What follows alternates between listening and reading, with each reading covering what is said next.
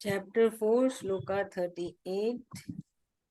नहि ज्ञानेन नहीं ज्ञानेन सदृशं सदृशं पवित्र पवित्रा मिह विद्यते नेह विद्यते तत्स्वयं तत्स्वयं योग संसिद्ध योग संसिद्ध कालेनात्मनि कालेनात्मनि विन्दति। विन्दति।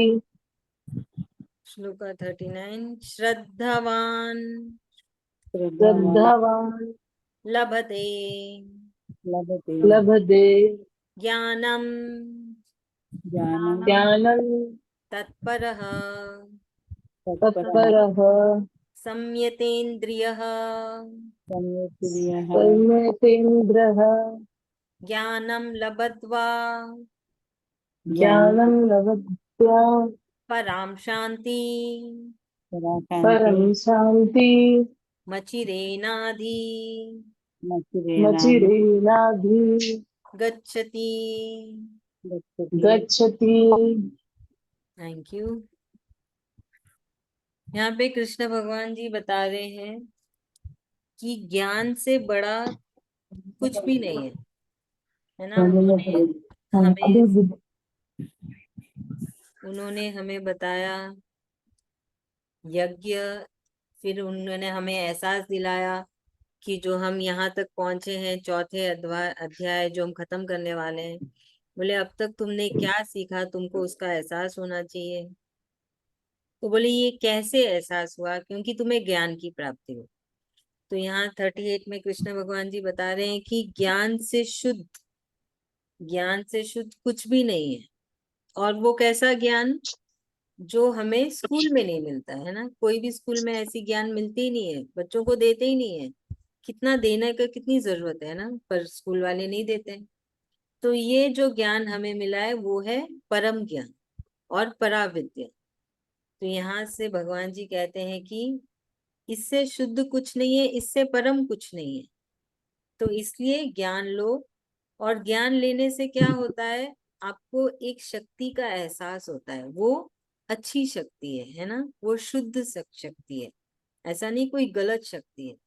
वो शक्ति जो बहुत ही दिव्य है। वो दिव्य शक्ति का आपको एहसास होता है। कहाँ होता है? अपने अंदर ही।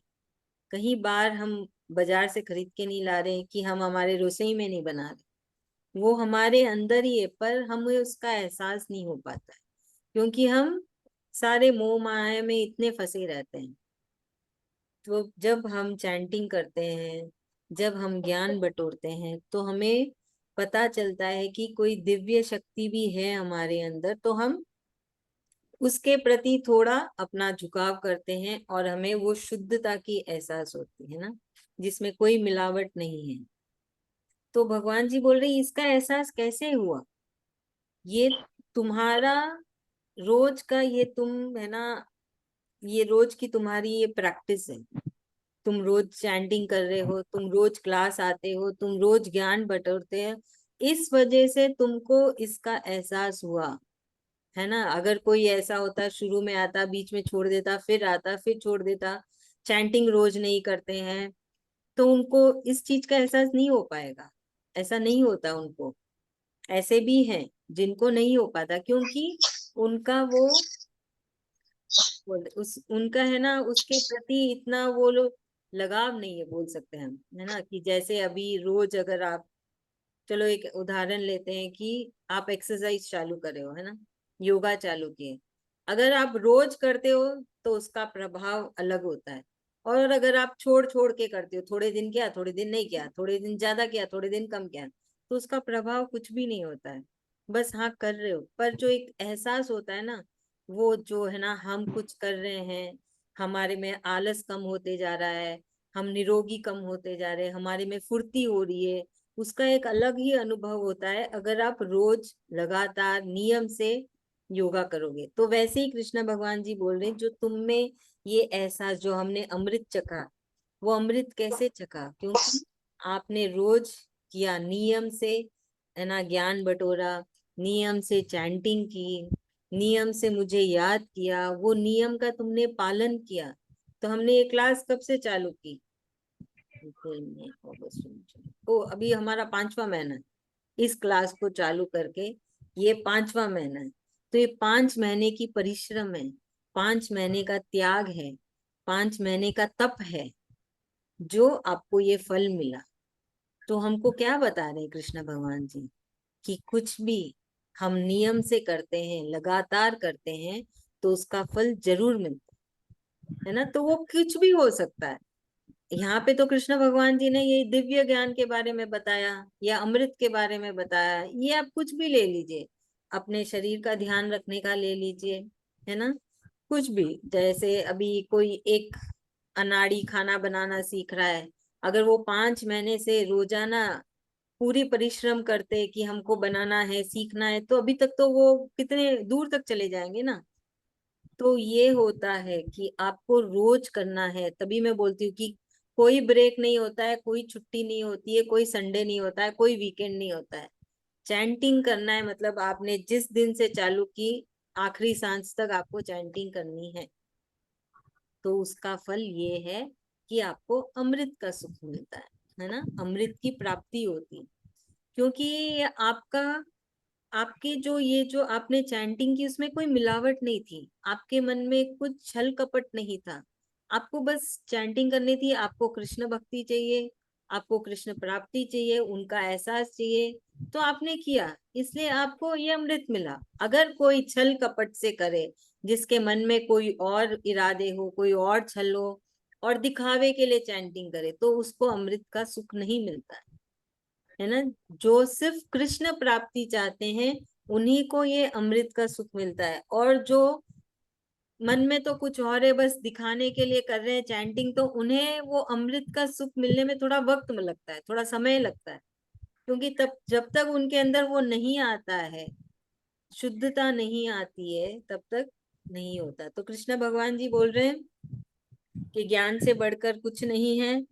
तो है ना, जैसे एक एक और एक उदाहरण, बहुत ही सिंपल सा उदाहरण लेते हैं कि बच्चे बच्चे पढ़ाई करते हैं। एक बच्चे होते हैं जिनको ज्ञान लेना होता है, उनको कोई भी वो ध्यान नहीं देते कि है ना, मेरे को एग्जाम में कितना मार्क्स आएगा, मैं क्लास में सबसे अव्वल नंबर लाऊंगा कि नहीं लाऊंगा, उसके ऊपर ध्यान नहीं रहता है। उनको सिर्फ ज्ञान बटोरना है। वो स्कूल की किताबें छोड़ के और भी बहुत सारी किताबें पढ़ते हैं, तो क्या होता है, वो अपने आप ही अव्वल नंबर ले आते हैं। और एक बच्चा होता है जो सिर्फ स्कूल की किताबें पढ़ता है और कोई दूसरी किताबें नहीं पढ़ता है, तो उसको क्या होता है, उसको तो मार्क कम ही आएगा ना, क्योंकि उसने तो सीमित रखा ना अपना ज्ञान, सिर्फ स्कूल की किताबों में ही सीमित रखा। और दूसरे बच्चे ने क्या किया, और भी बहुत सारी किताबें पढ़ डाली, तो उसके अंदर तो ज्ञान उस बच्चे से तो डबल हुआ। तो क्या होता है, वो बहुत कुछ लिख देता है एग्जाम में, जो नहीं मालूम है वो भी लिख देता है, तो उसको अपने आप ही मार्क्स अच्छे आ जाते हैं। तो हमें भी ये ऐसा रहना चाहिए कि हम ज्यादा ज्ञान बटोरें, हम ज्यादा चैंटिंग करें, हम ज्यादा कृष्ण प्राप्ति करें। ना कि सिर्फ ठीक है एक माला किया ना, बस से उससे हो जाएगा। एक माला से क्या होगा, है कि नहीं? 24 घंटे होते हैं दिन में, आपने कितने जन्म लिए, मतलब आपके इस आत्मा ने कितने जन्म लिए, कितने कर्मों का लेखा जोखा लिखा है खाते में कृष्ण भगवान जी के पास। उन सबको माफ करवाने के लिए सोचिए आपको कितनी परिश्रम करनी पड़ेगी। तो फिर वो एक माला से क्या होती है, सिर्फ सुबह उठ के नहा धो के भगवान के आगे हाथ जोड़ा, एक माला किया, तो क्या वो जैसी जिंदगी चल रही है वैसे ही चलेगी ना। पर हमारा लक्ष्य होना चाहिए कृष्ण प्राप्ति। उसके लिए तो 24 घंटे भी कम है ना। नींद में भी आपको चैंटिंग ही करनी है। आपका शरीर सो रहा है, पर आपकी आत्मा चैंटिंग कर रही है, आपकी आत्मा कृष्ण भगवान जी को देख रही है, उनका स्मरण कर रही है। उस लेवल तक पहुंचना है, तभी तो कृष्ण प्राप्ति होगा। तो ये बात को हमें याद रखना है। और ये कैसे होगा, क्योंकि अभी सपना क्या होता है, जो पूरे दिन में हम करते हैं, जो हमारे अंदर विचार चलते हैं, वही जब हम सोते हैं वो सपने के रूप में उलट पुलट करके आता है। तो अगर पूरे दिन आपके मन में कृष्ण भगवान जी चलेंगे, आपके विचारों में कृष्ण भगवान रहेंगे, आपके मुख से चैंटिंग निकलेगी, तो जब आप सोएंगे तभी भी वो उलट पुलट करके कृष्ण कृष्ण ही चलेगा, है कि नहीं है? बहुत सिंपल सा लॉजिक है। तो वही हमको कृष्ण भगवान जी यही समझाना चाहते हैं, और वो हमसे यही चाहते हैं कि हम ज्यादा से ज्यादा उनको याद करें, ताकि हमें वो प्राप्त हो जाए। ये श्लोका 38 में कृष्ण भगवान जी ने कहा। और 39 भी इसी का कंटिन्यूशन है, जहाँ पे कृष्ण भगवान जी यही बता रहे हैं कि विश्वास के साथ मेरा नाम लो, है ना, पूरी श्रद्धा के साथ मेरा नाम लो। ऐसा नहीं कि मन में तो बहुत सारे डावाडोल हो रहे हैं कि अरे कैसे कृष्ण का नाम लूं, अभी तक तो मैं शिव जी की पूजा कर रही थी, अभी तक तो मैं ना शेरा वाले की पूजा कर रही थी। तो अभी तक तो आपने ज्ञान बटोरा ना 5 महीने तक, 5 महीने तक कितना समझाया कृष्ण भगवान जी ने, तब तो अंदर तो पूरे आव भाव ही बदल जाने चाहिए। अगर आपने पूरी श्रद्धा मन से, है ना, चैंटिंग करी होती, तो बहुत बदलाव आ जाता है। 5 महीने तो बहुत लंबा है, 1 महीने में ही बदलाव आ जाता है। कैसे आता है बदलाव? जब हम रोज चैंटिंग करते हैं, रोज मतलब 24 घंटे चैंटिंग करते हैं, पूरी कोशिश करते हैं। इंसान है, भूल जाएंगे, फिर से याद कराता है, अरे नहीं नहीं चैंटिंग करना है, मैं कुछ और सोच रही हूँ। वापस दिमाग की कीड़ों को पकड़ो और फिर से कृष्ण में लगाओ। तो स्पीच में ये सब करने से कृष्ण भगवान जी की प्राप्ति होती है। भगवान जी बोलते हैं विश्वास, ये हर चैप्टर में कृष्ण भगवान जी बोलते हैं कि विश्वास बहुत जरूरी है। बिना विश्वास के कृष्ण प्राप्ति नहीं होती। थोड़ा ही, क्योंकि कृष्ण भगवान जी आपके अंदर है, हाँ? बाहर दुनिया को ना दिखे पर कृष्ण भगवान तो सब देख रहे हैं।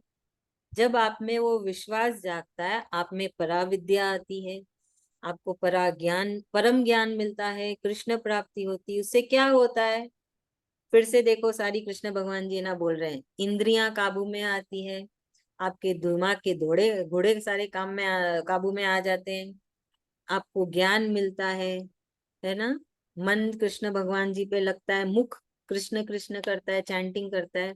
उससे क्या होता है? परम सुख की प्राप्ति होती है, अमृत, अमृत की प्राप्ति होती है। ये अमृत क्या है? सुख वाला अमृत है, जहां पे आप संतुष्ट हैं, जो है बहुत अच्छा है। मुझे तो बस कृष्ण दिख जाए, कृष्ण की कुछ बात मिल जाए, किसी से मैं कृष्ण का नाम सुन लूं, कुछ और मुझे मिल जाए कृष्ण के बारे में, उसी में आप बहुत सुख पाएंगे, बहुत आनंद आएगा। तब आपको लगेगा कि हाँ, आप सही राह में चल रहे हो, जो ज्ञान बटोर रहे हो उसका आप पे असर हो रहा है, और जो ज्ञान बटोर रहे हो उसको आप अपने जीवन में भी उतार रहे हैं। तो यहाँ पे बोल रहे हैं कृष्ण भगवान, एक तरफ मेरा नाम लो, मुझ पे ध्यान लगाओ, दिमाग कहीं और नहीं जाना चाहिए, सिर्फ कृष्ण भगवान जी पे जाना चाहिए। कल की चिंता छोड़ दो, जीवन में क्या होगा वो सारी भागदौड़ कृष्ण भगवान जी को सौंप दो। कुछ भी मत सोचो, कल क्या होगा कोई पूछे आपसे, तुरंत मुंह से निकलना चाहिए मुझे नहीं पता। वो तो कृष्ण भगवान जी का डिपार्टमेंट है, वो सोचेंगे कल क्या होगा, कल मुझे क्या करना है। मैं तो बस कार्य करते जा रही हूँ, जो कृष्ण भगवान जी बताते वैसे काम करते जा रही हूँ। वैसे तुरंत आपके मुख से निकलना चाहिए। जब कोई पूछे अरे भाई दिवाली का क्या प्लान है, तो आप सोचना, अच्छा मैंने तो कुछ सोचा ही नहीं, क्योंकि मैं तो सोचना छोड़ चुकी हूँ। मैंने तो सोचने का सारा जिम्मा कृष्ण भगवान को छोड़ दिया है, तो मैं क्यों सोचूं, है ना। तुम्हारे बच्चों का भविष्य कैसा होगा, दुनिया तो लाखों सवाल करती है, दुनिया का तो कोई काम नहीं है। पर अपना तो काम है ना, कृष्ण प्राप्ति करनी है अपन को, है कि नहीं। उन्होंने अपन को चुना है, अपन ने उन्हें नहीं चुना। वो चाहते हैं कि हम कृष्ण प्राप्ति पाए, हम उनके बताए राह में चले। कृष्ण भगवान जी चाहते हैं हमसे, एक बात याद रखिएगा, हम नहीं चाहते, कृष्ण भगवान जी खुद चाहते हैं। इसलिए तो वो हमको इतना ज्ञान दे रहे हैं, हमको इतना समझा रहे हैं, है कि नहीं। बहुत सी आम सी बात है ना। हम जो हमारे बच्चों से चाहते हैं या कुछ भी अपने पति से चाहते हैं, तो हम उनको जाके बोलते ना, ऐसा करना है ना, ये प्लानिंग करनी है, ये काम करना है। हम उनको जाके समझाते हैं, वो नहीं समझेंगे, हमको पता है, तो हम पूरी कोशिश करते हैं, नहीं समझ लो समझ लो, ये हाथ पांव मार मार के समझाते हैं।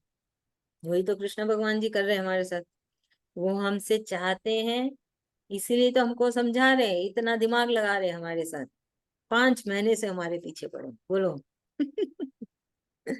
तो अभी हमारी जिम्मेदारी है उनके पीछे पड़ने की, और उनको बिल्कुल नहीं छोड़ना है। इतना चैंटिंग करना है कि वो तो बोले अरे गलती से पकड़ लिया इसका हाथ, ये तो छोड़े ही ना मेरा हाथ। ऐसा हो जाना चाहिए। फिर ऐसा होना कि फिर वो आपके लिए, फिर वो आपको नहीं छोड़ेंगे ना, क्योंकि कृष्ण भगवान जी की सबसे बड़ी कमजोरी है उनके भक्त।